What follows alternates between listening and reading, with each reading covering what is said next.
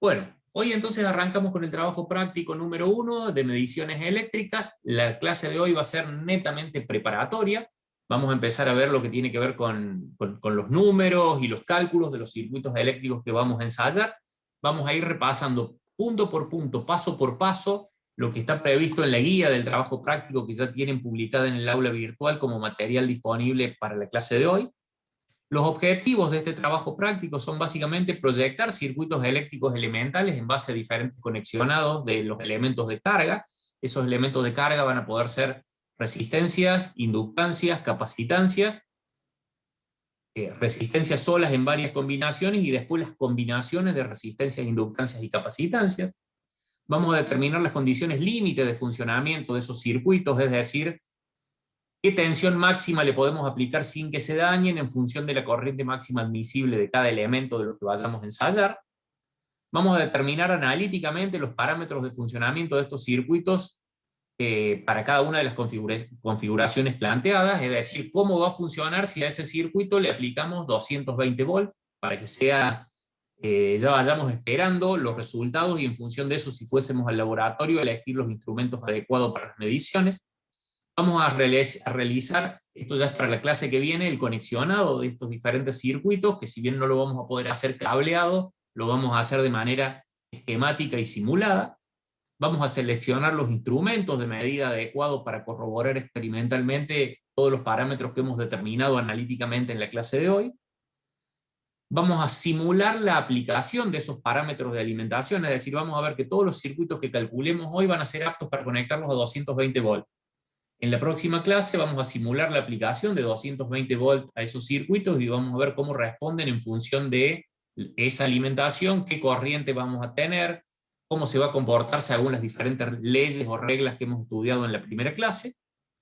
Y vamos a verificar el cumplimiento de esas leyes que ustedes ahí después, dentro de las conclusiones que les pide la guía de trabajos prácticos, van a tener que demostrar en base a números que saquemos del ensayo, cómo es que queda justificado o convalidado el cumplimiento de esas leyes. Básicamente, con los elementos que vamos a trabajar son con un grupo, de nuevo, si estuviésemos en el laboratorio, son unos bancos de resistencia que están conformados por 3 resistencias variables de 500 ohms. ¿Qué quiere decir variable? Que se pueden regular entre 0 y 500 ohms en el valor que nosotros querramos, pero lo usaríamos en 500 ohms directamente. Cada una de esas resistencias tiene una corriente admisible de 0,53 amperes. ¿Qué quiere decir? Recuerden ustedes que si yo la corriente la multiplico por la la elevo al cuadrado y la multiplico por la resistencia, según la aplicación de leyes de Ohm y de la potencia eléctrica, me da potencia. Las resistencias están diseñadas para una máxima potencia a partir de la cual, si no controlamos el valor de corriente que le aplicamos, se les eleva la temperatura y se terminan quemando. ¿Qué quiere decir? Se queman, se les funde el filamento y se terminan cortando, entonces no sirven más. A estas resistencias no podríamos hacerle circular más que 0,53 amperes. ¿Quién es el encargado de hacerle circular corriente a una resistencia cuando la alimentamos con una fuente eléctrica, según lo que vimos en la ley de Ohm? ¿Se acuerdan de eso?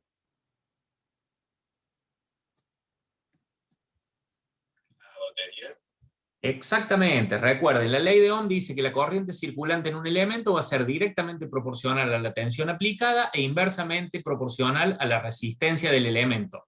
Si acá vamos a trabajar con 500 ohm que son fijos, la intensidad que va a circular es tensión dividido esos 500 ohm.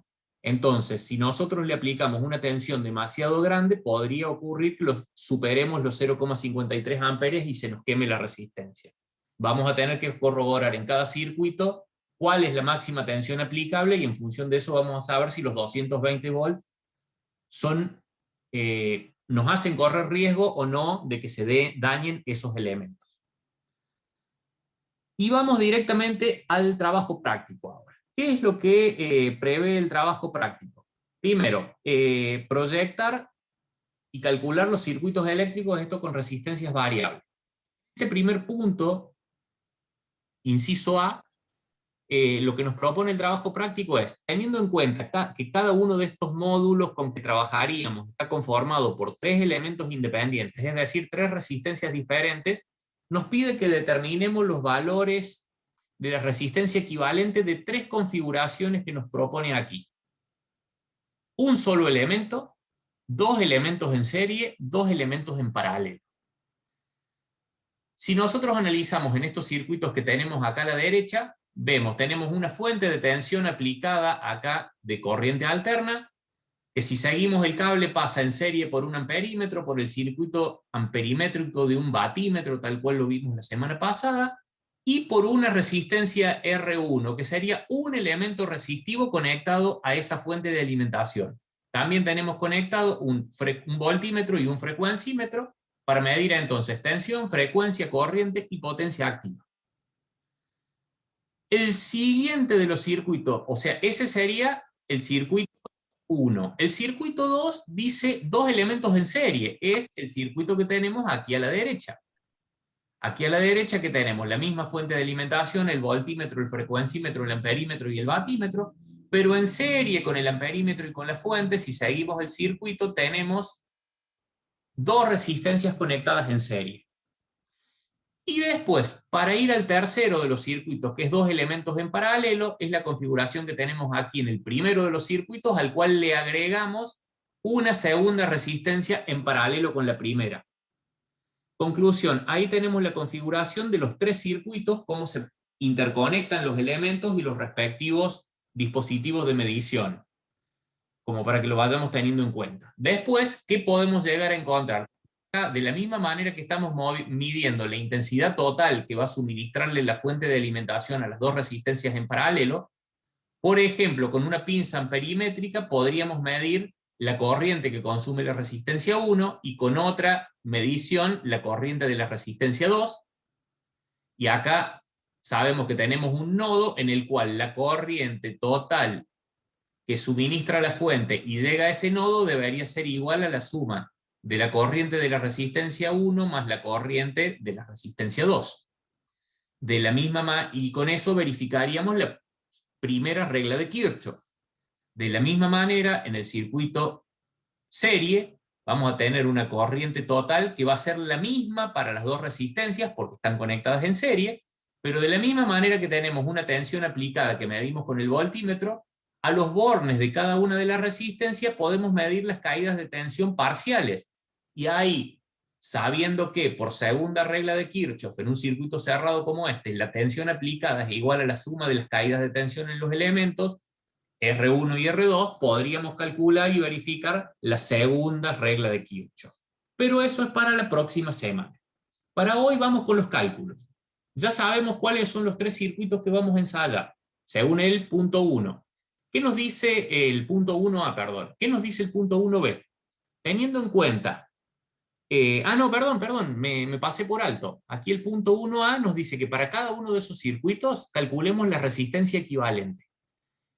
Después vamos a ver que al final este punto 1 nos dice que volquemos todos los datos en esta tabla que tenemos representada acá a la derecha. Entonces, ¿qué es lo que vamos a hacer? Vamos a ir completando la tabla en la medida que vayamos avanzando, porque a eso lo van a tener que completar ustedes en la guía para presentarla como informe final. Una aclaración, esa guía que yo les he publicado en autogestión, la pueden completar directamente a mano y después escanearla y subirla como tarea, digamos, cuando se lo pida. No necesitan pasar en limpio el 100% de la guía de trabajo práctico, más los números que estemos haciendo que correspondan a cálculo, que correspondan a mediciones. Pueden ir completando a mano ahí, paso a paso, siempre que sea prolijo y que se entienda. Firman la planillita en cada hoja, al final le dice que firme el titular de esa presentación, el estudiante, digamos, que lo esté presentando. Entonces directamente eso completado a mano, de la manera más prolija posible, lo escanean o le sacan fotos y me lo suben como tarea al aula virtual cuando llegue el momento. Entonces por eso vamos a ir haciendo el paso a paso ahora. Entonces, punto A. Teniendo en cuenta que cada uno de estos módulos, les dije recién, son módulos de 3 resistencias. Nosotros vamos a usar 2 en paralelo y 2 en serie. ¿Qué quiere decir? Vamos a usar 2 de las 3 nada más. En función de esa configuración de los módulos, vamos a determinar los valores de resistencia equivalente de las siguientes configuraciones. Un elemento. ¿Cuál es la resistencia equivalente de una sola resistencia de 500 ohm, de esta que vamos a tener? Acá tenemos los datos de cada una de las resistencias. ¿Cuál sería la resistencia equivalente de un solo elemento? La misma resistencia, 500 ohms. La propia resistencia, es decir, 500 ohms. Entonces acá tenemos 500 ohms para el circuito 1. En el circuito 2 nos pide la resistencia equivalente de un circuito que es serie. ¿Cómo se calcula la resistencia equivalente de un circuito serie? La suma, ¿o no? La suma aritmética, R1 más R2 más todas las resistencias que tengamos. Acá tenemos solamente dos. Entonces, ¿qué será? 500 más 500, 1000 ohms. Y en el tercero de los circuitos nos dice la resistencia equivalente de un circuito paralelo, que va a ser de dos elementos. ¿Cómo se calcula la resistencia equivalente de estos circuitos? Y la suma de las inversas, ¿o no? La Elevado a la... de la suma de las inversas. 1 sobre 1 más R sobre R1 más 1 sobre R2 más todas las 1 sobre las resistencias que tengamos. Cuando se trata de circuitos, acá tenemos solamente dos elementos en paralelo, se puede simplificar al máximo y decir que también se puede calcular como R1 más R2 sobre R1 por R2. Nos da el mismo resultado. Y si a su vez cada uno de los elementos que tenemos tienen el mismo valor, sin importar la cantidad de resistencias, la resistencia equivalente en paralelo es la resistencia 1, por ejemplo, dividido la cantidad de resistencias en paralelo que tengamos. Pero siempre que se trate de resistencias de igual valor. En este caso, si hacemos el análisis, 1 sobre 500 más 1 sobre 500, es lo mismo que decir 500 más 500 sobre 500 por 500. Y eso nos lleva a 250 voltantes. Si hiciéramos el cálculo teniendo en cuenta que los dos elementos son iguales, resistencia 1, 500 ohms, dividido cantidad, dos resistencias en paralelo, nos da los 250 ohms. Si se tratase de tres resistencias en paralelo, se reduciría más todavía y sería igual a 500 sobre 3. Conclusión, por cualquiera de los métodos, acá llegamos a 250. Recuerden, este que les puse aquí entre medio, R1 más R2 sobre R1 por R2, vale solo para cuando se trata de dos resistencias en paralelo. ¿Preguntas hasta el momento? Profe, Sí. la última ecuación que plantea que la resistencia equivalente es R1 sobre la cantidad de resistencias, Sí. no importa si son de dos, por más que sean iguales, digamos. Siempre que sean iguales, cuando acá hablamos de la cantidad, se refiere a la cantidad que tengas. Si es una Bien. resistencia, R1 sobre 1 es la propia resistencia. Si son dos, R1 sobre 2 te da el paralelo de esas dos resistencias iguales en paralelo. Si son 5, será dividido 5. Si son 20, será dividido 20. Pero esa regla aplica solo cuando las resistencias tienen igual valor. ¿Estamos? Gracias. Perfecto. Vamos entonces a seguir avanzando. Voy borrando de a poco porque no quiero perder estos datos que ya vamos dejando cargados ahí, porque nos van a servir incluso en la próxima pantalla. Ahora, el punto B nos dice que teniendo en cuenta los valores de intensidad admisible y demás características de cada elemento, determinemos la tensión máxima que le podemos aplicar a estos circuitos. Es corriente admisible y tensión admisible. La corriente admisible depende del diseño de los propios elementos. Para una sola resistencia, ¿cuánto era? 0,53 amperes. Si vamos a analizar un circuito en serie, como el que tenemos acá arriba a la derecha, donde estoy ahora con el puntero, cuando circulen 0,53 amperes en la resistencia R1, también lo van a estar haciendo en la resistencia R2. ¿Qué quiere decir? La corriente admisible de un circuito serie es la misma que la de las dos resistencias que tenemos en este caso. Ahora, si nos encontrásemos con que en serie ponemos una resistencia de corriente admisible 0,53 amperes y otra de corriente 0,22 amperes, la máxima corriente que podemos hacer circular es la de la resistencia de menor valor admisible. ¿Por qué? Porque recuerden esto, les dije, supongamos 0,22 amperes y 0,53 amperes. Si yo a este circuito, con esta resistencia de máximo 0,22 amperes, le hago circular 0,4 amperes, la de 0,53 va a estar sin ningún problema, porque no vamos a haber llegado al máximo, pero la de 0,22 va a estar en sobrecarga y se va a estar quemando. Entonces, cuando los circuitos están en serie, si las resistencias son de igual corriente admisible, las corrientes admisibles son comunes para todas. Si tenemos una de menor corriente admisible, debemos tomarla de menor corriente admisible. Acá, como son iguales, en el circuito 2, que están los dos elementos en serie, también 0,53 amperes. Y cuando vamos a resistencias en paralelo, aquel cálculo es un poco diferente. ¿Por qué? Porque cuando yo le aplique tensión a mi circuito en paralelo y circulen 0,53 amperes en la resistencia R1, también van a estar circulando en la resistencia R2. Por ende, la fuente de alimentación va a estar suministrando una corriente admisible de la resistencia 1 más la corriente admisible de la resistencia 2. Por ende, las corrientes admisibles, para darme la corriente admisible total en el caso de un circuito paralelo, son las sumas. Entonces, ¿qué quiere decir? Acá vamos a tener 1,06 amperes. ¿Por qué? Porque la fuente, cuando necesite suministrar 0,53 y 0,53 en paralelo, va a tener que darnos acá una corriente 1 más corriente 2 igual a 1,06. ¿Me siguen hasta ahí? Sí. Perfecto. Borramos un poco de rayas y seguimos. Bien, el próximo paso, ahora sí vamos a lo importante, porque los 0,53 o los 1,06 amperes dependían de la construcción de las propias resistencias y de cómo las conectábamos.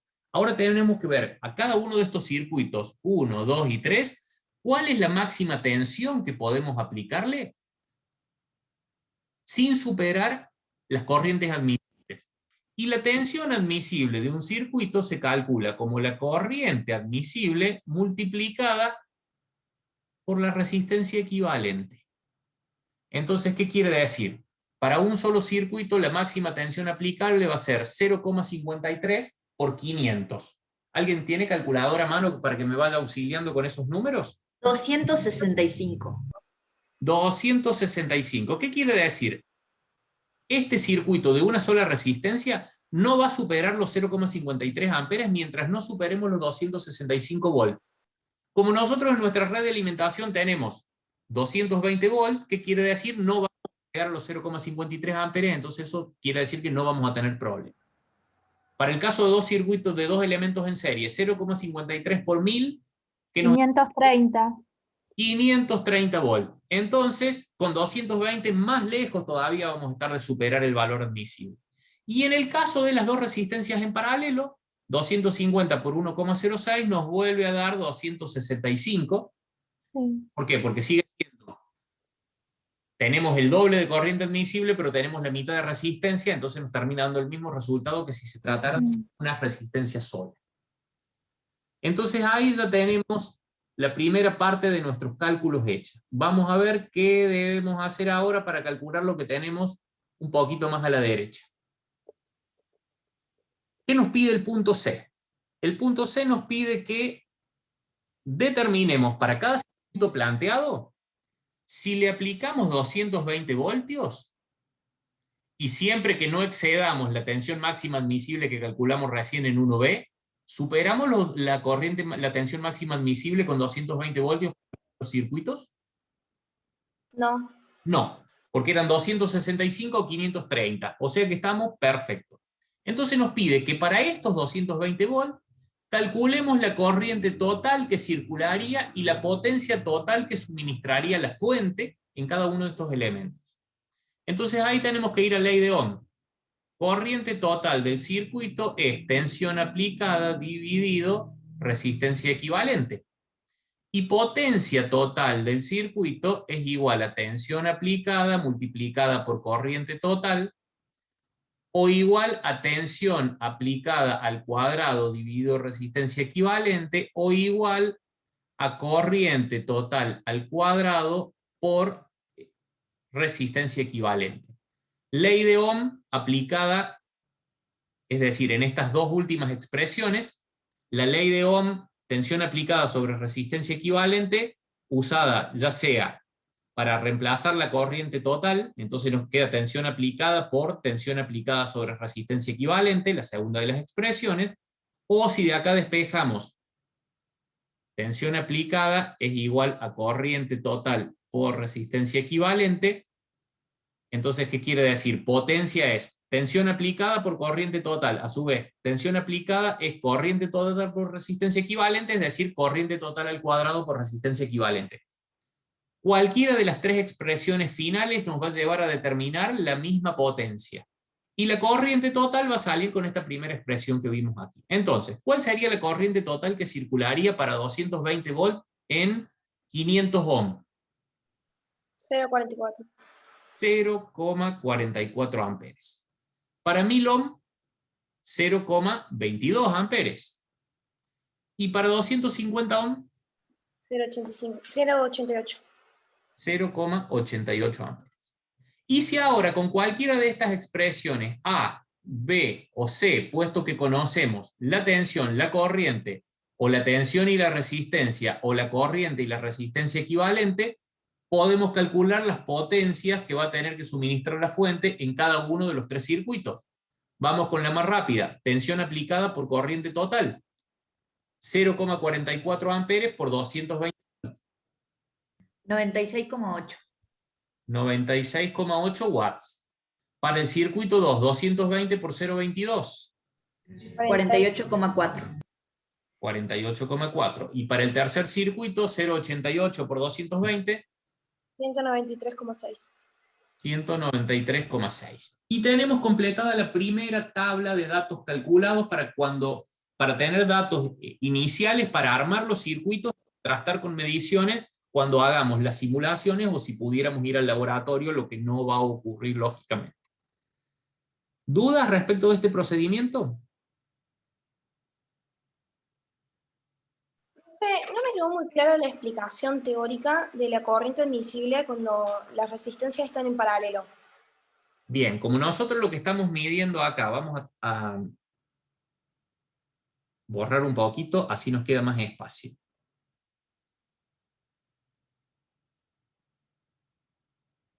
No borro todo por si nos hacen falta los datos que teníamos recién. La cuestión es esta.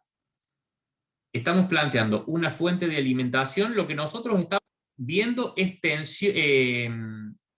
corriente admisible total del circuito, no de cada resistencia. Entonces, ahí vamos a ver sobre ese cable la corriente total, y si ponemos dos resistencias en paralelo, cuando nosotros aquí le apliquemos, por ejemplo, una tensión cualquiera, vamos a tener una corriente I sub 1, una corriente I sub 2, en la resistencia R1 y en la resistencia R2, que por primera ley de Kirchhoff me van a dar acá una corriente total. Si estas son las corrientes admisibles, I sub 2 e I sub 1, cuando yo le dé la tensión suficiente a la fuente para que acá circulen, por ejemplo, los 0,53 amperes y los 0,53 amperes de corriente admisible en cada resistencia, ¿cuánto va a valer la corriente admisible total que está yendo por el cable maestro, que le lleva energía al nodo desde el que se alimentan las dos resistencias? Por primera regla de Kirchhoff, esto va a ser igual a 1,06 amperes.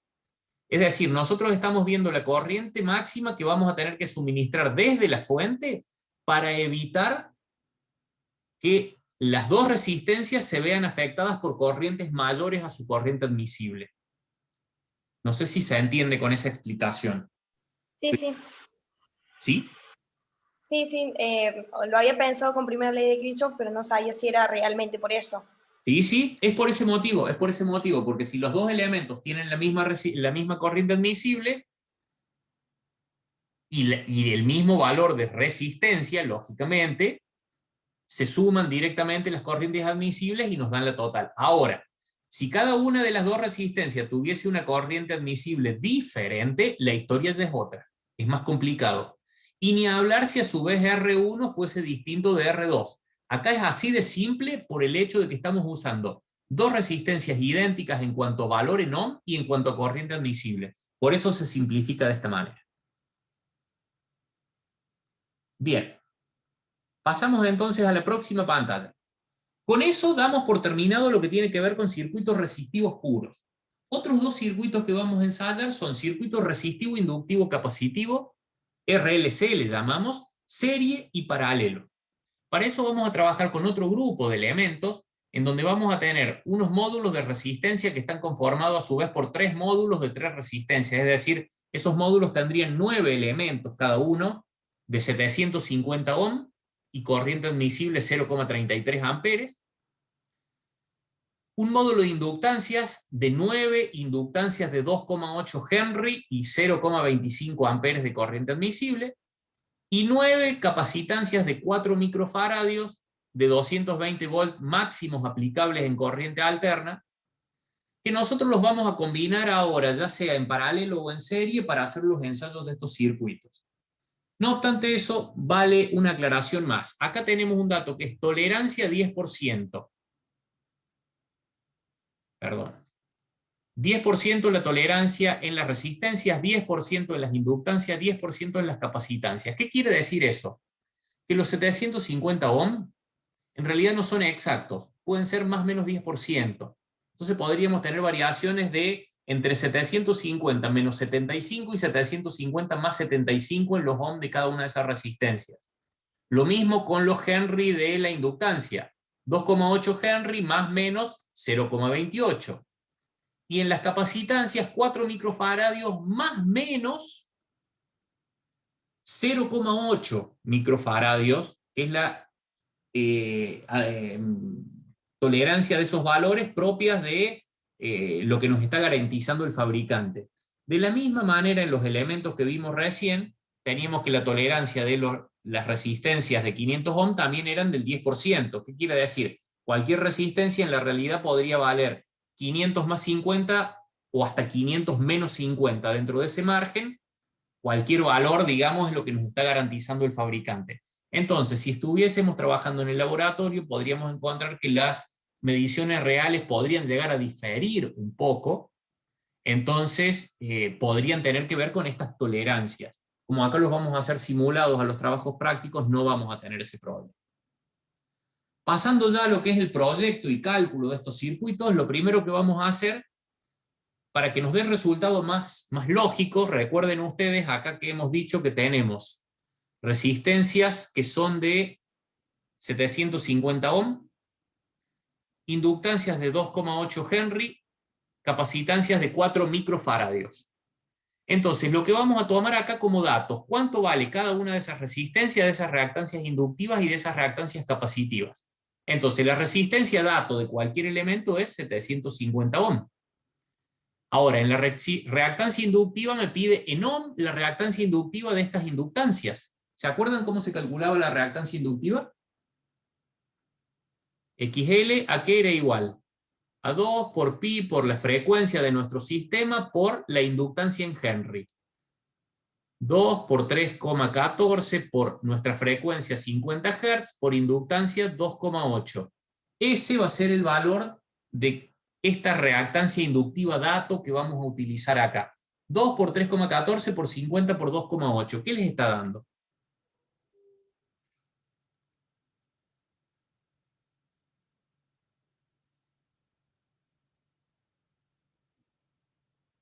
¿Me siguen? 880. Sí, exactamente. Redondeando son 880 ohm. Y con las capacitancias, recuerden que la reactancia capacitiva medible en ohm era igual a 1 dividido 2 por pi por la frecuencia por la capacitancia. Entonces va a ser 1 dividido 2 por 3,14 por 50 por... Cuidado que la capacitancia para que nos dé ohm en la reactancia debe medirse en Faraday. Y acá lo tenemos en microfaraday. Entonces, ¿qué quiere decir esto? Son 0,000004 Faraday. 4 por 10 a la menos 6. ¿Cuánto nos da ese cociente?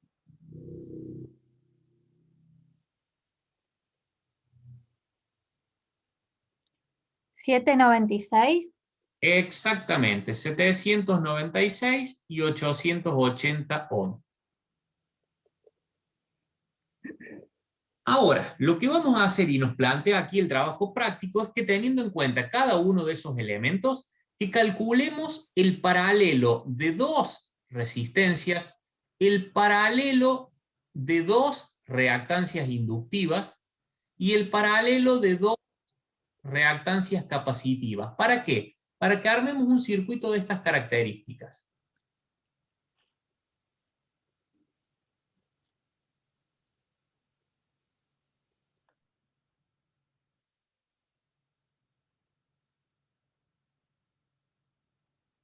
En el cual vamos a tener una parte conformada, perdón, bueno, acá vamos a corregir esta parte del gráfico.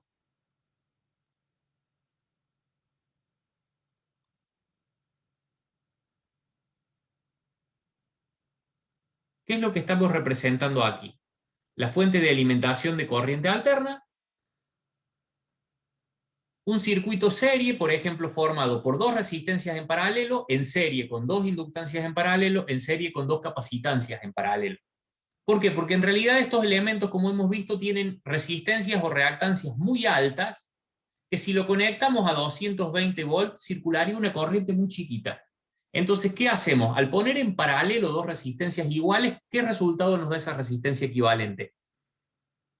La mitad de cualquiera de las resistencias. Con la reactancia inductiva, si la ponemos en paralelo, ocurre lo mismo. La resistencia equivalente nos da el valor de cualquiera de ellas dividido 2. Y con las reactancias capacitivas también. Entonces, ¿qué quiere decir eso? Nuestra resistencia equivalente de dos elementos en paralelo va a ser la resistencia dato dividido 2. 750 dividido 2.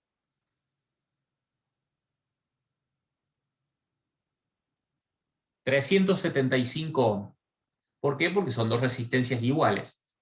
El paralelo de dos reactancias inductivas se calcula igual que el paralelo de dos resistencias. 880 dividido 2, 440. Y el paralelo de dos reactancias capacitivas, recuerden esto, las capacitancias se suman en paralelo al revés que las resistencias, pero las reactancias capacitivas que se miden en ohm se calculan de la misma manera. Entonces, el paralelo de dos reactancias capacitivas es el valor de cualquiera de las dos reactancias dividido 2.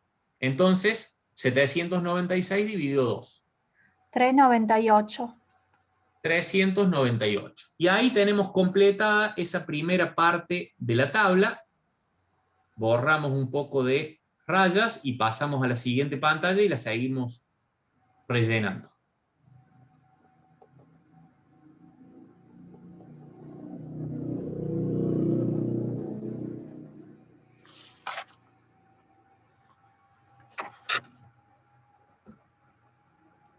Bien, en la tabla que tenemos representada aquí al medio, vamos a tener los datos que corresponden a los cálculos de un circuito RLC serie. Este que tenemos esquematizado aquí un poquito más arriba y a la derecha.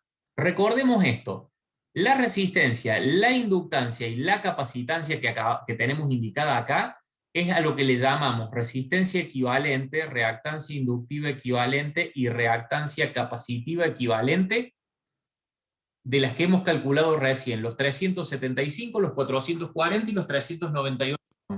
Es decir, ya nos olvidamos de que son dos elementos en paralelo las resistencias, dos elementos en paralelo las inductancias y dos elementos en paralelo las capacitancias, porque las pasamos a trabajar en función de su valor equivalente.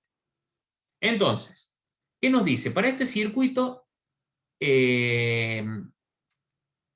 calculemos la impedancia equivalente del circuito. La primera de las columnas que tenemos en la tablita del medio.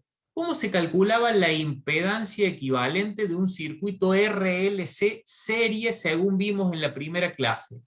Era la raíz cuadrada de la resistencia equivalente al cuadrado más la reactancia inductiva equivalente menos la reactancia capacitiva equivalente, entre paréntesis, al cuadrado. Es decir, raíz cuadrada de 375 al cuadrado más 440 menos 398 al cuadrado.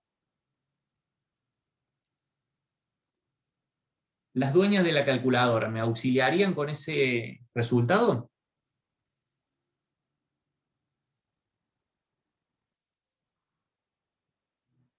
377 me dio. 377. Fíjense qué parecido al valor de la resistencia equivalente. ¿Por qué?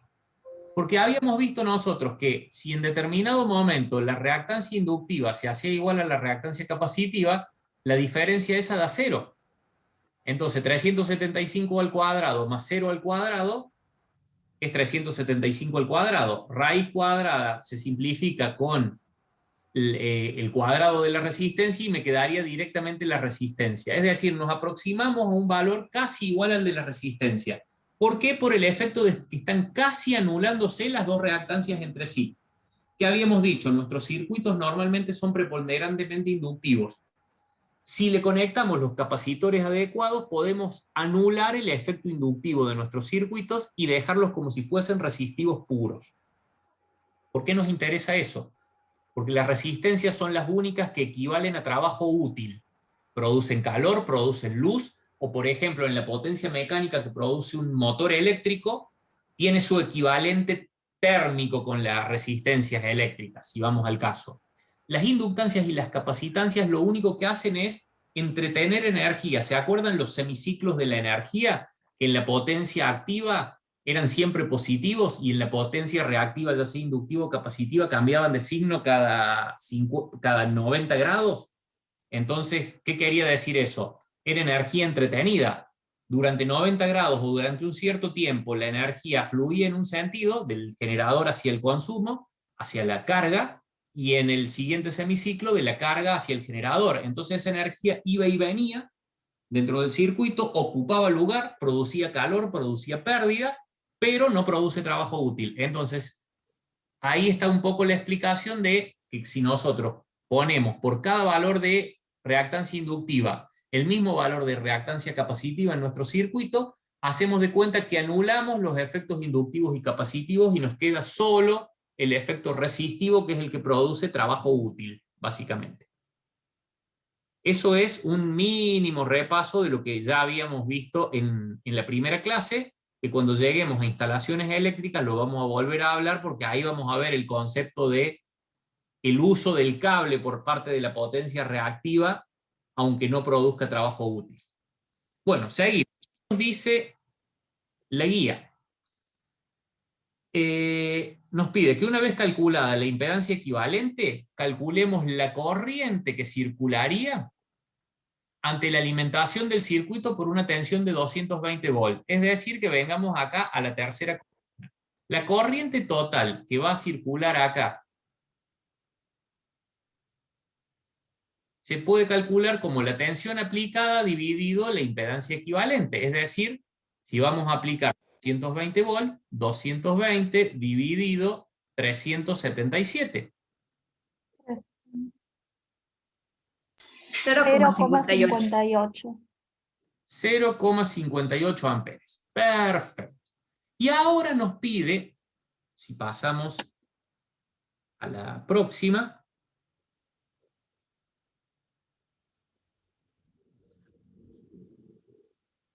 vamos a borrar un poco de números que se nos superponen con la...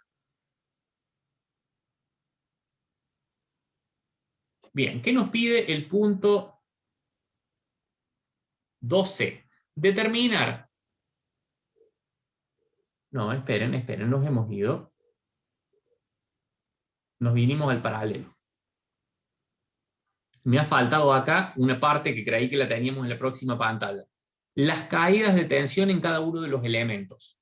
Si tenemos la corriente total esta circulante que es igual a 0,58 amperes, cuando esos 0,58 amperes circulan en serie por la resistencia equivalente, por la inductancia equivalente y por la capacitancia equivalente, producen una caída de tensión resistiva, una inductiva y una capacitiva. Igual a las caídas de tensión que teníamos en un circuito resistivo puro. ¿Cómo se calculan esas tensiones? B sub R, B sub L y B sub C. B sub R es igual a la corriente total multiplicada por la resistencia equivalente. B sub L es igual a la corriente total multiplicada por la reactancia inductiva equivalente. Y B sub C es igual a la corriente total multiplicada por la reactancia capacitiva equivalente. ¿Qué quiere decir? Como es un circuito serie, la corriente es la misma, entonces en todos los casos es 0,58 multiplicado por 375 ohm para la resistencia, 440 ohm para las reactancias inductivas y 398 ohm para las reactancias capacitivas. ¿Cuáles son esos tres resultados? 217. El primero 217,5. Bien. El segundo, 255. 255. Y el tercero, 231. 230. Es 230,8. 231 le vamos a poner entonces. Entonces tenemos 231, 255 y 217. Y acá nos encontramos con algo muy, muy raro. ¿Se acuerdan ustedes qué decía la segunda regla de Kirchhoff? Cuando yo tengo un circuito serie, la tensión aplicada, o la sumatoria de las tensiones aplicadas, es necesariamente igual a la sumatoria de las caídas de tensión, que en este caso es igual a la sumatoria de la corriente total por la resistencia, la reactancia inductiva y la reactancia capacitiva. Entonces nosotros estamos aplicando 220 volts. ¿Qué quiere decir? Entre la resistencia, la inductancia y la capacitancia se deberían repartir tres valores, que sumados den 220 volts. ¿Cuánto tenemos en la resistencia? 217. ¿Cuánto tenemos en la inductancia? 255. Estos 255 ya son más grandes que 220. Y 231 en la capacitancia. Si sumo 230 más 250 más 217, estoy casi llegando a 700 volts. ¿Se cumple la segunda regla de Kirchhoff? No. No. Guarda, no se cumple la segunda regla de Kirchhoff si hacemos esas sumas rápidas así, aritméticas. ¿Qué es lo que ocurre? Cuando se trata de un circuito RLC serie, la suma de las caídas de tensión es vectorial. En la bibliografía lo tenemos y algo de eso mencionamos el otro día, más allá que no lo profundizamos al tema, pero tengan en cuenta esto.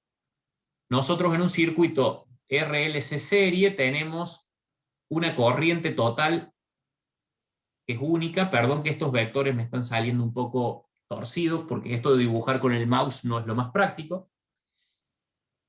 En fase con esa corriente total tenemos la caída de tensión resistiva. Adelantada 90 grados tenemos la caída de tensión inductiva, porque la caída de tensión inductiva se adelanta 90 grados a la corriente, o la corriente se atrasa 90 grados respecto de B sub L. Y retrasado 90 grados tenemos B sub C. Entonces, ¿qué quiere decir? La suma de estos tres vectores, B sub L, B sub R y B sub C, es la suma de tres vectores que en cierta forma están desfasados 90 grados.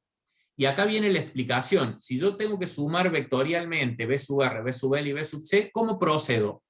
Primero, viendo que B sub L y B sub C están a 180 grados uno del otro, los resto. A B sub C, que es más corto que B sub L, se los resto y me queda acá un resultado parcial. A ese resultado parcial lo sumo con B sub R y obtengo el resultado total, tensión aplicada. La tensión aplicada es levemente mayor que la caída de tensión en la resistencia. Tensión aplicada 220 volts, caída de tensión en la resistencia 217, solo 3 volts de diferencia. Y el problema de que yo tenía con 255 y 231 desapareció por el hecho de que los 255 y los 231 son dos vectores casi iguales y opuestos. ¿Se entiende? Sí, profe. Perfecto. Seguimos entonces. Ahora nos vamos al circuito RLC paralelo, que lo tenemos en la próxima pantalla. Este circuito RLC paralelo, recuerden, como dijimos recién, esta resistencia es el equivalente de dos elementos en paralelo, esta inductancia es el equivalente de dos inductancias en paralelo, y esta capacitancia es la de dos capacitancias en paralelo. Es decir, Seguimos trabajando con 375, 440 y 398 ohms respectivamente. Vamos a la última de las tablas, circuito RLC paralelo. Le vamos a aplicar acá 220 volts y vamos a ver qué ocurre. ¿Cómo se calculan cada una de las tres corrientes que tenemos acá? Como cada una de los tres elementos, resistencia, inductancia y capacitancia, están en paralelo y por ende todos alimentados por la misma fuente, la corriente en las resistencias es tensión aplicada dividido resistencia equivalente. La corriente inductiva es tensión aplicada dividido reactancia inductiva equivalente. Y la corriente capacitiva es tensión aplicada dividido reactancia capacitiva equivalente. Es decir, 220 dividido 375. 0,59. 0,59 amperes. Perfecto. La corriente inductiva, 220 dividido 440. 0,5. 0,5. Y la corriente capacitiva, 220 dividido 398. 0,55. 0,55. Perfecto. Lo que tenemos que calcular ahora son la corriente total. Y para eso vamos a acudir a la primera regla de Kirchhoff. La primera regla de Kirchhoff decía que cuando tenemos un circuito, por ejemplo, como este que tenemos representado acá en paralelo, en donde tenemos un nodo al cual llega una corriente entrante y del cual salen tres corrientes hacia cada uno de los elementos que tenemos en paralelo, dice que la sumatoria de las corrientes aplicadas, o entrantes en realidad, tiene que ser igual a la sumatoria de las corrientes salientes. Tenemos un entrante y tres salientes. Todo esto llevaría a pensar que la corriente total va a ser igual a la corriente resistiva más la corriente inductiva más la corriente capacitiva. ¿Estará bien eso?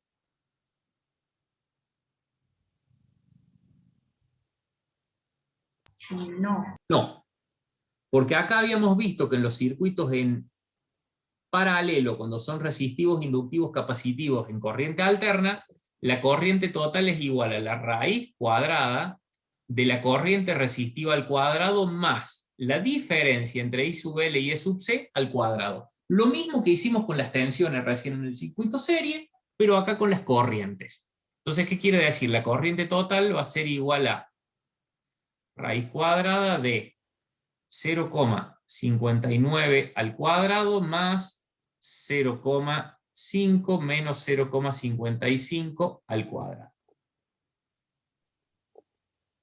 Da 0,59. Vuelve a dar 0,59. Bueno, tenemos un defecto de decimales. Acá, si mal no recuerdo, era 0,583. Debería ser un valor un poco más cercano al real. Y eso nos llevaría entonces a que el valor final sea un poquito diferente, pero por el momento lo vamos a dejar en 0,59.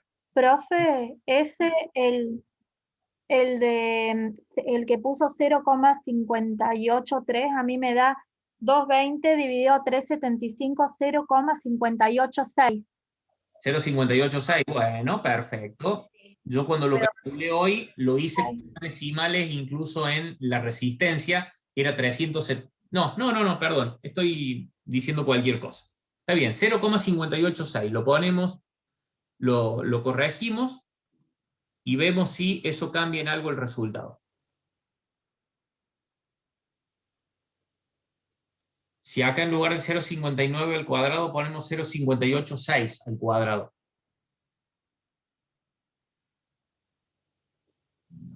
0,588. 0,588. Bueno, acá ya tenemos una pequeña diferencia. La corriente total es 0,588 cuando la de la resistencia es 0,586. Entonces, ¿qué quiere decir? El hecho de que yo tenga 0,5 amperes en la inductancia y 0,5 amperes en la capacitancia hace que entre ellas se anulen y por ende nos termina quedando una corriente total muy parecida a la resistiva. Ahí veo, me aparece un cartelito de que alguien ha levantado la mano. Habilite el micrófono y pregunte, que no hay ningún problema. Profe, a mí no me dio 0,588. ¿Cuánto le Dio dio? 0,592. Bueno, mejor todavía, una pequeña diferencia a favor. De todas maneras, a esto ustedes, cuando lo hagan para terminar con el trabajo práctico, pónganlo calculado correctamente, entonces le da 0,592. Sí, a mí también me da 0,592. Perfecto, entonces. Ahí se diferencia un Profe, poquito más. Los 0,592 totales son un poquito más grandes que los 0,586 de la resistencia. ¿Por qué? Porque vamos a tener una pequeña corriente circulando aún por la inductancia y capacitancia. Dígame. ¿a qué se refiere con calculado bien? ¿Con todos los decimales? Sí, que si nosotros, a ver, si confirman que estos resultados que estamos poniendo acá son los correctos, quedan estos. Si descubren que cometimos un error acá en este cálculo apresurado, ponen el correcto. A eso me refiero, Ok, que hay que copiar texto dale, dale. que estamos poniendo acá, básicamente. Ahora, si confirman que estos resultados... Pero ponemos, profe, dejamos hasta 3 decimales. Y si trabajan acá con 3 decimales, le va a dar bastante más exacto el resultado, porque estamos jugando con diferencias muy finitas. Perfecto. Confirman que el 0,586 es correcto y que el 0,592 es correcto y que el 0,55 no cambia demasiado, estos 4 números que tenemos están bien, porque de hecho lo vamos a corroborar cuando hagamos los ensayos la próxima semana. Bueno. ¿Sí, perdón? No, nada, dije bueno. Perfecto. Bueno, y lo que... Profe, yo volví a calcular Sí, y me da 0,588, como habían dicho bueno, la a primera eso vez. me refería. El resultado que había dicho y lo hice 2 veces y me sigue dando lo mismo. Bueno, Sí, a mí igual. verifíquenlo, no nos vamos a... A ver, se está tratando simplemente de ver si estamos elevando correctamente al cuadrado el 0,586 y si estamos haciendo correctamente la resta entre 0,5 y 0,55 y lo estamos elevando correctamente al cuadrado y si estamos sumando correctamente y después sacando la raíz cuadrada correctamente. Estamos con una diferencia muy chiquita en cualquiera de los casos. Eso no implicaría que esté mal el informe, quédense tranquilos, pero en la medida que descubran cuál es el resultado correcto, si el 0,588 o el 0,592, ponen el que obtengan como resultado. No es gran diferencia lo que tenemos entre 0,588 y 0,592, así que quédense tranquilos, que no hay problema. Y el último punto que nos queda es calcular la impedancia equivalente, que en este caso del circuito paralelo lo vamos a calcular como la relación entre la tensión aplicada y la corriente total. Es decir, 220 dividido 0, y acá entramos en otra disyuntiva, si 0,588 o 0,592, vamos a dejar simplemente para terminarlo sin hacernos más problemas 0,592 porque es lo que ya tenemos anotado tanto acá abajo como acá arriba. Después ustedes lo verifican. 220 dividido 0,592.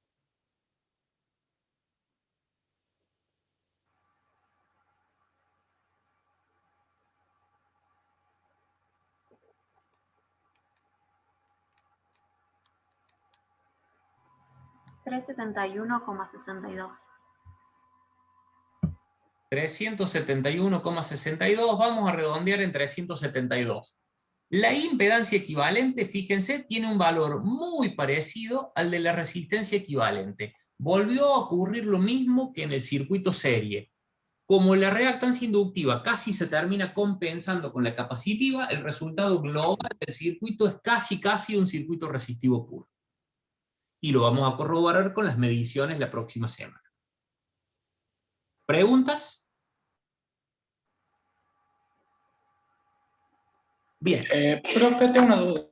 Diga. Cuando tengamos que subir esto en forma de trabajo práctico, ¿tenemos que incluir también todos los pasos para llegar a los resultados o solamente la tabla? No, con que completen los resultados correctamente calculados es suficiente. Lo que sí van a tener que hacer, entre comillas, paso a paso, son las demostraciones que le voy a pedir de que de un circuito me demuestren el cumplimiento de la ley de Ohm, de otro me demuestren el cumplimiento de la primera ley de Kirchhoff, la segunda ley de Kirchhoff, cómo se comportan en paralelo o en serie los circuitos de RLC, pero los cálculos que llevan a estos resultados que estamos poniendo acá, si han ido tomando nota y corroboran que estos números son los correctos, con que lo completen es suficiente. Esto que estamos haciendo ahora ya es el desarrollo del propio trabajo práctico. Ok, profe, gracias. Bien. En el próximo punto, si hacemos un poquito, repasamos hacia atrás, estuvimos con el punto 1, en donde vimos punto 1A, punto 1B, punto 1C y punto 1D, era todo lo de los circuitos resistivos puros, en donde llegábamos al punto 1D que nos decía vuelquen todos los resultados en la tabla, que lo habíamos ido haciendo paso a paso. Después pasamos al punto 2, que arrancamos con los cálculos iniciales de los circuitos RLC, serie y paralelo, tanto en lo que fue el 2A con los cálculos iniciales, 2B con el circuito RLC serie y 2C con el circuito RLC paralelo, y después el 2D que nos dice vuelquen todos los datos calculados en las tablas. Y ahora pasamos al punto 3. El punto 3 nos expone esta tabla en donde nos dice que si estuviésemos en el laboratorio, vayamos al banco de trabajo, miremos qué instrumentos son los que vamos a usar y carguemos acá todos los datos de esos instrumentos. En donde vamos a tener que indicar para cada uno de esos instrumentos la magnitud que mide, qué tipo de corriente, si es continua, alterna o ambas, qué principio de funcionamiento tiene, qué clase tiene, qué posición de uso, tensión de ensayo, alcance de medición y tipo de escala. ¿Qué instrumento vamos a usar en la simulación de la semana que viene? Vamos a hacer de cuenta que vamos a estar utilizando uno de estos instrumentos, va a ser este. Este va a ser el instrumento número 1, para venir acá a la primera línea de nuestra tabla. ¿Qué magnitud medimos con este instrumento? Es un amperímetro. Es un amperímetro, entonces medimos intensidad. ¿Qué tipo de corriente admite este amperímetro? Ambas. Una ondita alterna y una línea continua. ¿Qué quiere decir eso? Que es de corriente alterna y corriente continua. Sin perjuicio de ello, lo vamos a usar en corriente alterna nosotros, pero es apto para ambas corrientes. ¿Por qué es apto para ambas corrientes? Por el principio de funcionamiento o mecanismo que tiene. ¿Qué principio de funcionamiento tiene según este simbolito? Hierro móvil. Hierro móvil. Los instrumentos de hierro móvil son útiles tanto para corriente continua como alterna, porque funcionan a partir de la reacción magnética que produce el campo producido por una bobina, el campo magnético producido por una bobina sobre un trozo de hierro, que se magnetiza de igual manera según la corriente sea alterna o continua. Si fuese de imán móvil, no, porque ante variación del campo magnético producido por la bobina, habría tantas atracciones como repulsiones y nunca se movería la aguja. Pero esto es propio de que sea de hierro móvil. Otra cosa que nos pide la clase. ¿Cuál es la clase dentro de todos los datos que tenemos acá? 1,5 dice. El número suelto que tenemos ahí, que es un 1,5, que en la próxima clase vamos a ver cómo se usa para calcular el error de medición, sin perjuicio que ya lo hemos visto en la clase pasada. Posición de uso, el siguiente símbolo. ¿Qué quería decir esa T invertida? Perpendicular. Vertical. Vertical, posición vertical, porque podíamos tener vertical, inclinado u horizontal. En este caso es vertical. El siguiente dato que nos pide tensión de ensayo es el numerito que tenemos dentro de esa estrella que aparece ahí, que no se alcanza a ver bien, pero es un 2. Esa tensión de ensayo son 2 kV. ¿Qué quiere decir? Ha sido probado en 2000 voltios y la aislación funciona sin problema, no se rompe ni electrocuta a nadie. Alcance de medición. ¿Qué es el alcance de medición? La diferencia que tenemos entre el inicio de la parte útil de la escala y el final de la parte útil de la escala. Esta escala es útil desde 0 hasta 1. Entonces el alcance va de 0 a 1, que por diferencia es 1 menos 0. Es 1 el alcance de medición de este instrumento. ¿Y qué tipo de escala tiene? Si tiene para cada salto entre de 0 a 0,1, 0,2, 0,3, 0,4, igual cantidad de subdivisiones y con una distribución aproximadamente homogénea. ¿Qué tipo de escala era esa? Uniforme. Uniforme. Profe, perdón, ¿el Dígame. alcance de la medición se pone Sí. así como lo puso usted? Sí, porque en Vale. realidad es para que se ubiquen rápidamente. Lo que va para los fines de hacer el cálculo que nosotros necesitamos es este 1 que pusimos acá, que acá es poco ilustrativo, porque vamos a decir, che, 1 es el final de escala. No, este 1 que tenemos acá está calculado como la diferencia entre el final útil de la escala y el comienzo útil de la escala, que por eso es la diferencia entre 0 y 1. Ahora nos va a ilustrar un poquito más el próximo instrumento, que es el voltímetro. ¿Por qué es voltímetro este? Mi tensión. Esta B grandota acá arriba. ¿Qué magnitud medimos con este voltímetro? Tensión. ¿Qué tipo de corriente tiene este voltímetro? Alterna y continua. También corriente alterna y continua. ¿Por qué es corriente alterna y continua? Por el otro simbolito, que también es de hierro móvil.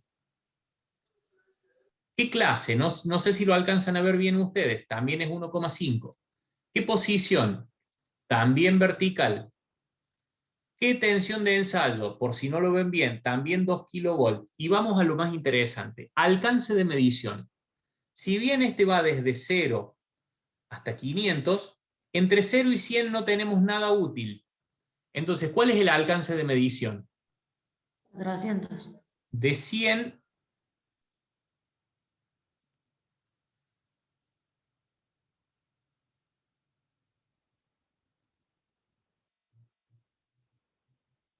pero en un ratito que se me chispoteó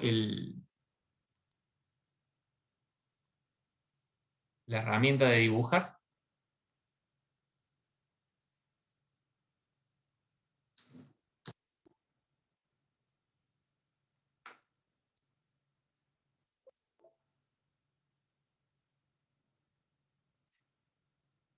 Bueno, no debe ser una cuestión de zoom. Vamos a ver si...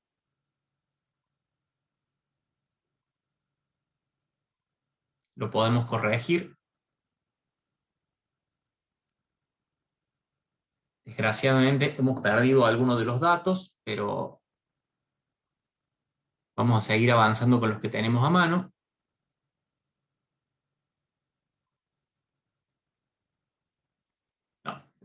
No tenemos forma, ha decidido hacernos renegar.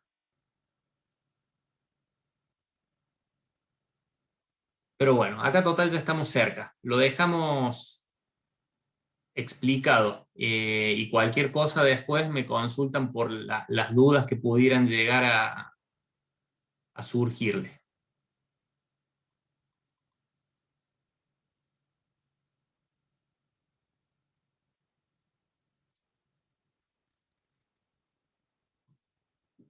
No lo vamos a poder hacer andar, así que vamos a ver. Habíamos llegado hasta alcance de medición. En lo que tiene que ver con el alcance de medición, dijimos, en este caso era 100-500, porque mide entre 100 y 500 sin problema, porque entre 100, 150, 150, 200, 200, 250, 300, 350, y así hasta llegar a 500, más allá de que no es exactamente uniforme la escala, pero tiene igual cantidad de divisiones, entonces nos deja tomar lectura sin ningún problema. Entonces por eso el alcance 100/500 o 100-500. Ahora, a la hora de calcular el error, o cuando necesitemos calcular el error según la clase, el alcance es la diferencia entre el final de la parte útil de la escala y entre el inicio de la parte útil de la escala, 500 menos 100, 400. Tipo de escala es ampliada, porque si bien llega de 0 a 500, la parte útil está entre 100 y 500. ¿Alguna duda con respecto a eso? No, profe. Perfecto. Y el próximo que tenemos, que tiene HZ en grandote arriba, ¿qué instrumento será este? Un frecuencímetro. Un frecuencímetro. ¿Qué magnitud vamos a medir si nos venimos a la primera columna? Frecuencia. ¿De qué tipo de corriente es? Según el simbolito que tenemos ahí a la izquierda del 1,5. Alterno. En realidad, perdón, la ondita es de corriente alterna. Yo estaba mirando el de la izquierda del 1,5, que es el principio de funcionamiento. ¿Qué principio de funcionamiento tiene según ese simbolito? De resonancia. De resonancia, exactamente. ¿Qué clase tiene? Clase de exactitud, 1,5 también. ¿Qué posición de uso tiene? Vertical.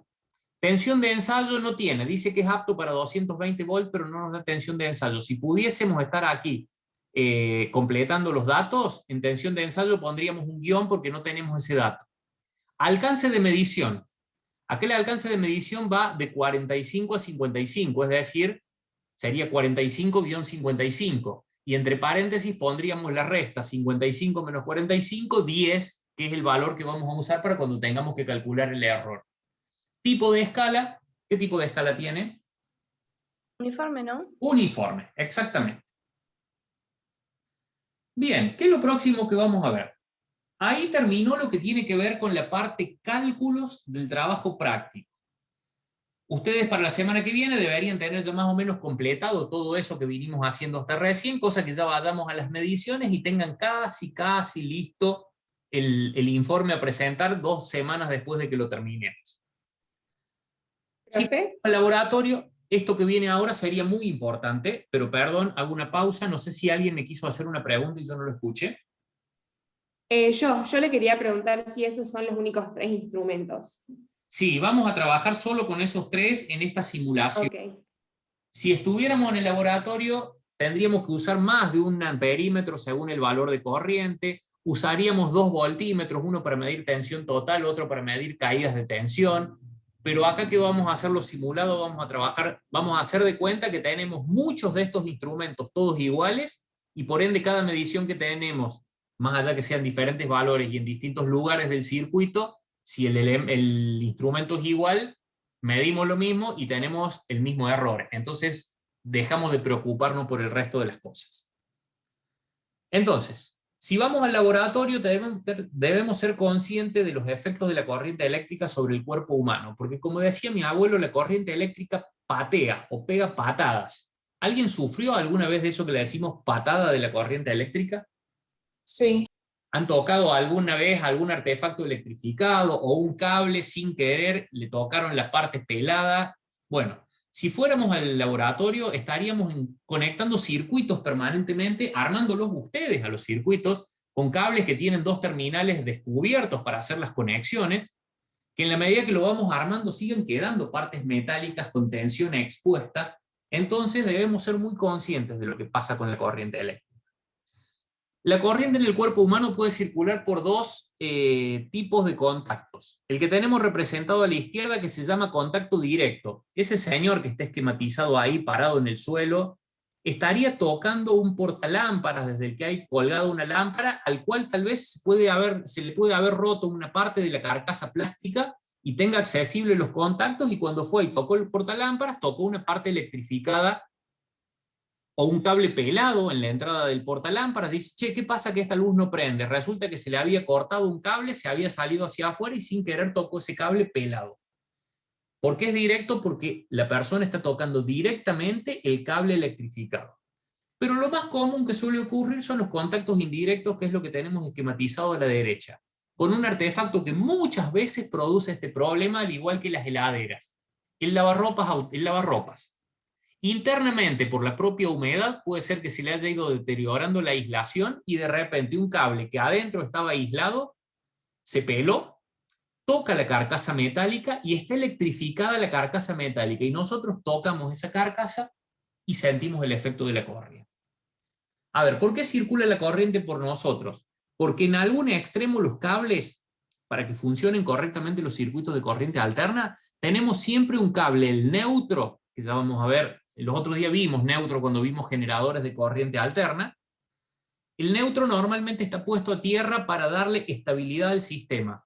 ¿Qué quiere decir? Desde el momento en que yo pongo a tierra el neutro y tengo 220 volts en la fase, entre la fase y tierra hay 220 volts. Es decir, estar parado en el suelo y tocar la fase es lo mismo que tocar la fase y tocar el neutro. Vamos a sentir en simultáneo, vamos a sentir los mismos 220 volts. ¿Por qué no le pasa nada a los pájaros cuando se paran arriba de las líneas eléctricas de esas que corren al lado de la ruta, si alguien ha salido de la ruta y vio pájaros arriba de los cables? ¿Tienen idea del por qué? Si está tocando perfectamente esos cables. ¿Están aislados? No, esos cables no están aislados. Los cables- pájaros, profe, ¿Por qué, perdón? los pájaros no se electrocutan o no cierran el circuito porque están apoyados solo en una fase. Exactamente. Esos cables de líneas aéreas, en general, los que van al lado de la ruta, que son de líneas de altas tensiones, son desnudos. Es decir, el alambre está a la vista. De hecho, ya les voy a mostrar un video de lo que pasa si por accidente... ¿Saben lo que es colgar los ganchos en la jerga eléctrica? ¿Escucharon alguna vez? No, profe. Sí. Colgar los ganchos en la jerga eléctrica es pelar el cable de la empresa que vende la energía en la calle y conectarme directo sin medidor. Afanar la energía gratuitamente y no pagar la factura. Es muy común Puede ser. en barrios relativamente vulnerables en donde a veces la gente, por cuestiones culturales, está acostumbrada históricamente a que vio a su abuelo que colgaba los ganchos y robaba energía, su padre robaba energía, los hijos siguen robando energía. Hoy por hoy, con el hecho de que la energía está cara y los salarios no alcanzan, mucha gente no puede pagar el servicio, se lo cortan y acude al gancho. Bueno, cuidado que al manipular conductores que están electrificados, corremos este riesgo si tocamos el suelo, básicamente. El hecho de poner, desgraciadamente no podemos hacer los gráficos que yo querría acá, me sigue fallando el puntero, no, debe ser que deberíamos cerrar Zoom y volver a abrirlo, pero no lo vamos a hacer para que no nos desconectemos. Si tenemos puesto a tierra, no sé si ven donde yo muevo el puntero al menos. Sí, profe, donde lo mueve, sí. Si este cable, ya vamos a ver cómo se esquematiza una puesta a tierra, estuviese puesto a tierra en un extremo, que es clavar una jabalina de cobre en el suelo y conectarlo directamente a la tierra, ese cable se hace un solo conductor con la tierra. Entonces, si yo toco el cable pelado, que es el que viene del de arriba, automáticamente estoy sometido a 220 volts. Lo más grave que nos puede ocurrir es que hagamos este contacto con la mano izquierda y con el pie derecho. ¿Por qué? Porque nos queda en el camino de la corriente eléctrica. Miren ustedes lo que tienen entre el brazo izquierdo y la pierna derecha. Cuando pasa por el pecho, la corriente eléctrica pasa por el corazón. Y el principio de funcionamiento del corazón es eléctrico. Y de hecho, el bombeo, todo el trabajo que hace el corazón, cómo reacciona a impulsos eléctricos. Si nosotros a esos impulsos eléctricos propios del corazón le superponemos una corriente eléctrica de 50 Hz, en la jerga eléctrica es sacarlo de sincronismo. Puntualmente ya vamos a ver los tipos de inconvenientes que nos puede causar. Entonces, por eso debemos tener cuidado. Si acá tuviésemos una puesta a tierra hecha, por ejemplo, en el artefacto ya vamos a ver, es un tercer cable de alimentación al cual se conectan todas las carcasas metálicas que normalmente no tienen tensión. En el momento en que se produce esta falla que está esquematizada acá adentro, automáticamente la corriente se va por ese tercer cable y cuando yo vine y toqué, el artefacto no está tensionado y por ende no me provoca problemas. Pero mejor aún, si aparte de esa puesta a tierra ponemos un disyuntor diferencial, que es este que tenemos identificado acá tanto en la primera como en la tercera de las oraciones de abajo, el disyuntor diferencial es un dispositivo de protección que va junto con los interruptores termomagnéticos de la instalación. Los vamos a estudiar dentro de un par de clases. Pero al disyuntor diferencial mi abuelo le llamaba el salvavita. ¿Escucharon hablar alguna vez del salvavita? Sí, profe. El salvavita es un interruptor automático que detecta diferencias entre la corriente que entra a la carga y la que sale. La corriente que consumiría este lavarropas, si fuesen 10 amperes, entrarían 10 amperes por la fase y saldrían 10 amperes por el neutro. Por diferencia, 10 menos 10 da 0. Pero sin embargo, si se electrificó el artefacto y yo vengo y lo toco, va a entrar una pequeña corriente por la fase que no va a salir por el neutro, va a ir por el cuerpo de esta persona y se va a tierra. Entonces el disyuntor va al diferencial. Por diferencia, va a ver que entra más corriente de la que sale. Y en un determinado tiempo desconecta la alimentación y me salvó la vida. Por eso los italianos diseñaron el primero de estos disyuntores y le llamaron salvavita. ¿Por qué? Porque le salvaba la vida a las personas ante contactos de este tipo. De hecho, cuando se ponga en falla el artefacto, actúa el diferencial y yo no llegué a tocarlo al artefacto. porque el propio artefacto va a estar drenando corriente a través de la puesta a tierra, esta que dijimos acá en la segunda de las oraciones, en el segundo punto. Entonces, Profe, sí, si el artefacto se moja, ¿pasa lo mismo? no. El problema es Porque, cuando la humedad porque me pasó eso, por logra... ejemplo, una vez me mojó la pava eléctrica y saltaba el salvavidas cada vez que la prendía. Bueno, está bien, en ese caso, guarda, no es porque se moje el artefacto, es que porque se mojaron los contactos eléctricos que dejaban fluir corriente hacia la puesta a tierra. A ver, el lavarropa es el primero de los artefactos que se moja en una casa normalmente, pero no está saltando el disyuntor. Sí saltaría si le entra agua a los controles, o si le entra agua al motor eléctrico, y el motor se pone a masa por esa humedad y drena corriente a tierra o a la carcasa. O a lo mejor porque se le peló un cable internamente. Entonces depende de qué tanto se mojó y qué se mojó, si va a hacer que actúe el disyuntor o no. Pero en ese caso, sin duda, te estaba produciendo una fuga a tierra, la pava eléctrica. Entonces por eso te actúa el disyuntor diferencial. Entonces, ¿qué ocurre? El disyuntor diferencial ante una fuga de cualquiera de estas dos características, como tenemos representada acá, desconecta la alimentación. Pero, si tenemos una puesta a tierra, detecta la fuga a tierra del propio artefacto y lo desconecta sin que yo lo toque. ¿Yo qué voy a ver? Que me saltó el disyuntor, digo, uy, está fallando el disyuntor. No, no, capaz que está detectando un artefacto que tiene una fuga a tierra, que si no tuviera disyuntor o puesta a tierra, yo cuando fuera y tocar el artefacto me iba a pegar una patada, y de esta manera me lo evité. Ese disyuntor diferencial asegura que ante una fuga a tierra de valores significativos que puedan afectar la salud de un cuerpo humano, en 30 milisegundos desconecta la alimentación. Y ahora lo vemos en la próxima parte de la presentación. Efectos de la circulación de la corriente eléctrica en el cuerpo humano. Tenemos dos tipos de efectos, que lo vamos a ver en un videito ya rápidamente. Físicos o fisiológicos. Físicos, marcas en la zona de contacto. Si yo toqué un cable pelado sin querer, me va a dejar una marca tipo quemadura. Si la corriente es muy grande, me puede producir quemaduras internas a nivel órganos, y eso es grave. Si el contacto dura mucho tiempo y se me sobrecalientan las partes en contacto, voy a tener pérdida de líquidos corporales, quemaduras por arco eléctrico. Incluso si el chispazo es muy grande, me puede dejar temporalmente ciego o afectarme indefinidamente en el tiempo la vista, porque es muy potente el arco eléctrico, la luz que produce.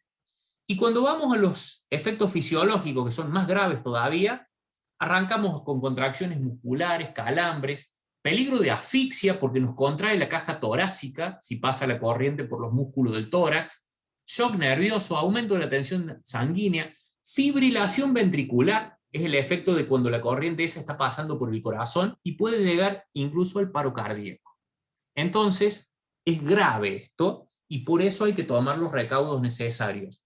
Por ejemplo, cuando nosotros armábamos los circuitos en el laboratorio, armábamos los circuitos con la red de alimentación desconectada y los interruptores apagados. Recién cuando teníamos todo armado y enchufado, encendíamos la llave y le dábamos alimentación para ver qué pasaba. Es decir, no manipulamos enchufando y desenchufando cables con la tensión de alimentación conectada. Y ahí voy a hacer una aclaración. Alguno de ustedes me escribió recién en el chat y me olvidé de responderle si el disyuntor diferencial es lo mismo que a lo que le dicen interruptor térmico o termomagnético. No, no es lo mismo.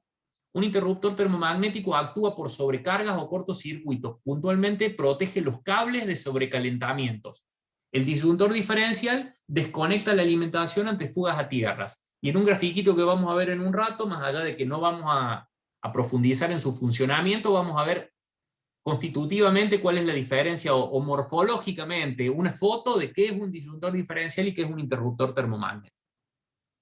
Bien, si vamos a los efectos fisiológicos, que son los más graves, el efecto en sí depende del valor de la corriente que circula en el cuerpo humano.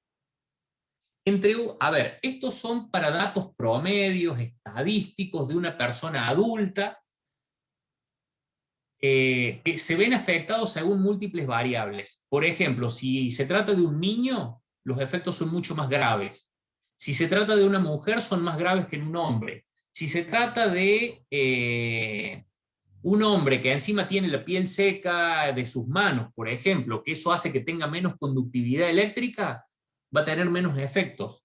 Si la persona está húmeda porque acababa de salir de bañarse y fue a desenchufar la estufa que tenía en el baño y ahí se electrocutó, es más grave todavía porque la humedad incrementa la posibilidad de circulación de corriente.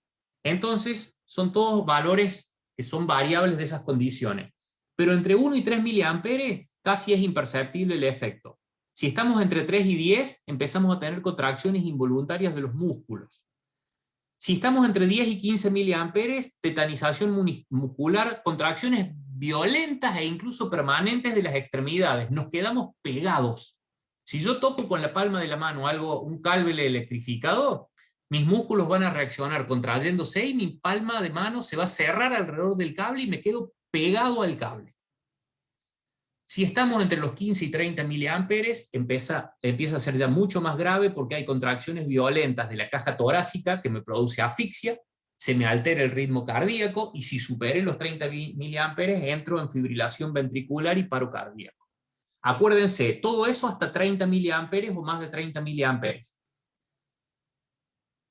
Ahora, condiciones. Corrientes de hasta 30 miliamperes, mi cuerpo las tolera durante 1000 milisegundos sin problema. Es decir, puedo estar sometido durante un segundo a 30 miliamperes y no me voy a morir.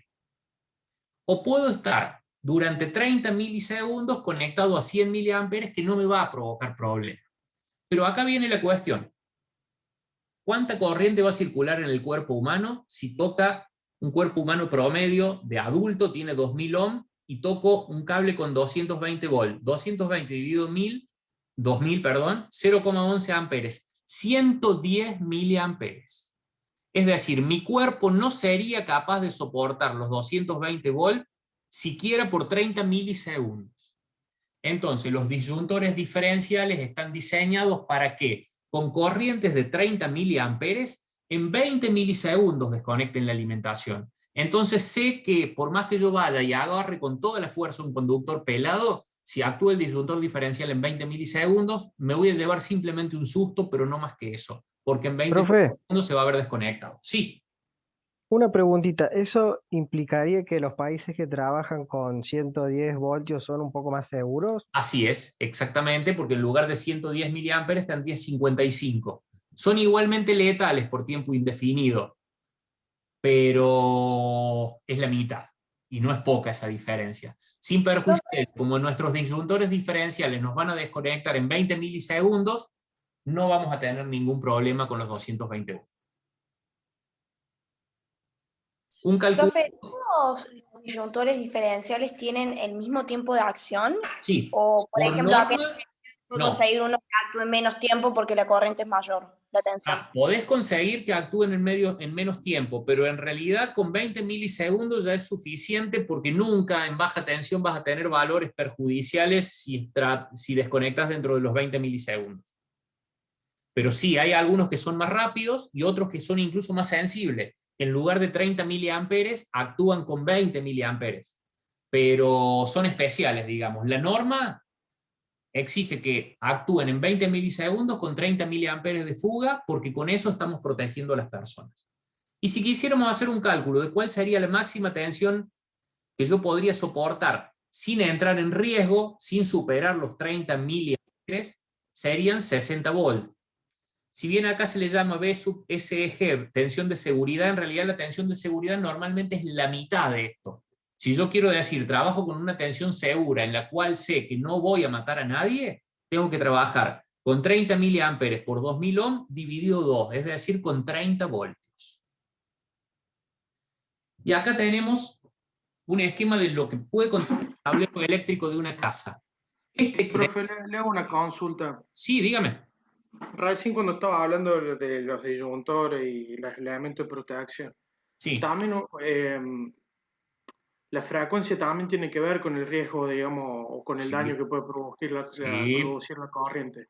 Por supuesto, pero nuestra frecuencia es fija de 50 Hz, entonces eso es lo que tenemos, digamos, pero en 50 Hz estos valores de corriente y estos valores de tensión son los normales y el disyuntor va a funcionar sin ningún problema. Bien, cuando vamos a trabajar ya, primero, todos nuestros circuitos, normalmente en las casas y si estuviéramos en el laboratorio, tienen estos dispositivos que tenemos acá representados a la derecha, que son interruptores termomagnéticos. Tenemos fase y neutro de alimentación arriba, esos dos cables pasan por el que está a la izquierda, que es el disyuntor diferencial, que es el que va a detectar las fugas a tierra, y desde ahí en paralelo alimentamos 3 interruptores. Uno que si esto es de una casa va a la iluminación, otro a los toma corriente y otro a los aire acondicionados. El cable rojo es la fase, el cable celeste es el neutro, y este verde que comparte acá el final y que está puesto en este triangulito lleno de rayas, ese es el cable de protección o puesta a tierra, y el simbolito que tiene a la derecha es el símbolo de la puesta a tierra, que cuando lleguemos a instalaciones los vamos a ver. Cuidados a tener y protecciones en el caso de que vayamos a trabajar en una instalación eléctrica o en el laboratorio. Interrumpir la alimentación antes de intervenir en el circuito. Este señor que vimos acá, si hubiera venido a arreglar el portalámparas con la corriente desconectada, no hubiese tenido ese problema, por ejemplo. Entonces, interrumpir siempre la alimentación antes de desarmar una llave, un toma corrientes o un artefacto. Emplear elementos de protección personal. Un electricista va a usar antiparras, guantes dieléctricos que son aislantes, se va a parar sobre alfombras aislantes si corre el riesgo de tocar un cable electrificado, va a usar calzado con suela de goma dieléctrica. Si fuéramos al laboratorio le diría, por favor vengan con calzado con suela de goma. ¿Por qué? Porque el calzado con suela de goma incrementa la resistencia entre nosotros y el piso. En lugar de 2000 pasamos a tener 5000 ohm, por ejemplo, y la corriente se reduce.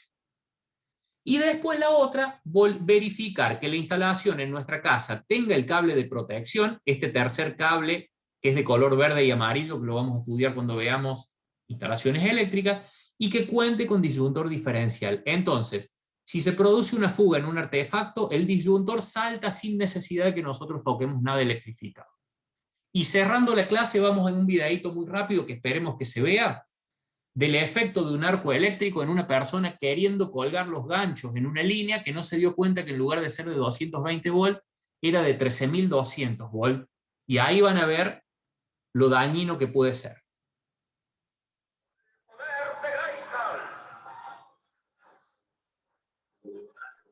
No está compartiendo el video, profe.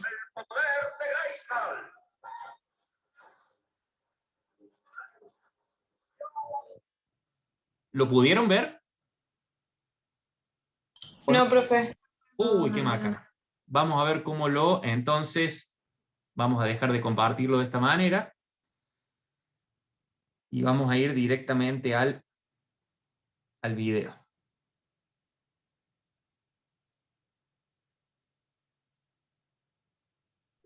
Profe, Sí. ¿hay otra normativa respecto a los colores de los cables que se utilizan? Sí. Además del rojo y el azul, por ejemplo, para fase neutro. Sí, hay una normativa que cuando veamos instalaciones lo vamos a analizar. Puntualmente, el celeste siempre se deja reservado para el neutro, y las fases pueden ser rojas, negras, y se me ha volado el otro color, y marrones. Marrón, profe. Exactamente, y marrones. Y el verde y amarillo siempre se usa para la puesta a tierra. Muchas gracias, profe.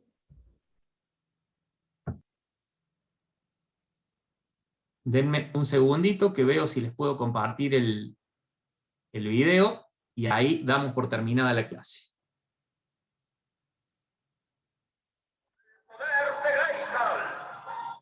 Bueno, ustedes estarán escuchando el audio mientras trato de alguna manera de compartírselo.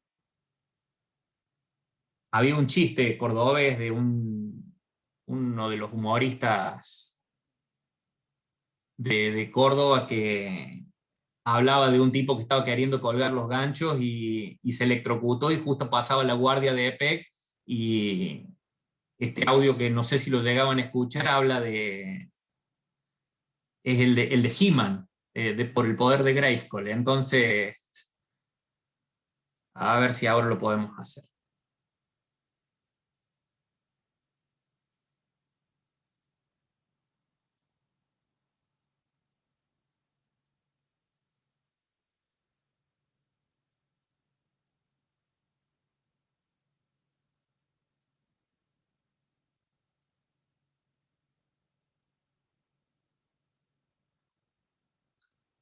¿Están viendo lo que se me proyecta ahora en la pantalla, que es el inicio del video? Sí, profe. Perfecto, ahí lo largamos entonces. Fíjense, arriba de la escalera hay una escalera apoyada en un poste, arriba de la escalera hay una persona queriendo hacer la conexión, y desde el lado de abajo una persona que tiene un rollo de cable y se lo tira para que conecte arriba y alimente la casa. Fíjense lo que ocurre cuando el cable, tocando el suelo, se apoya en la línea que está arriba.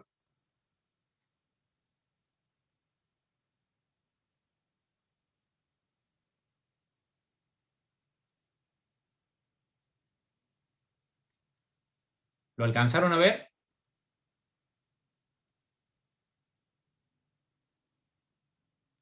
Sí, profe. Bien, perfecto. Ahí tenemos el efecto de un arco eléctrico que produce mucho más que ceguera temporal y otro tipo de cosas. Un tipo cayéndose de la escalera directamente. Bueno, chicos, hemos dado por terminada nuestra clase. Les agradezco la atención. Con todas estas explicaciones y cosas raras nos terminamos yendo más lejos de lo que queríamos en el tiempo, pero bueno, hemos adelantado cosas que van a hacer que la clase que viene sea un poquito más corta. Así que hasta acá llegamos, salvo que tengan alguna pregunta, los saludos y los despido hasta la próxima clase. Chao, profe.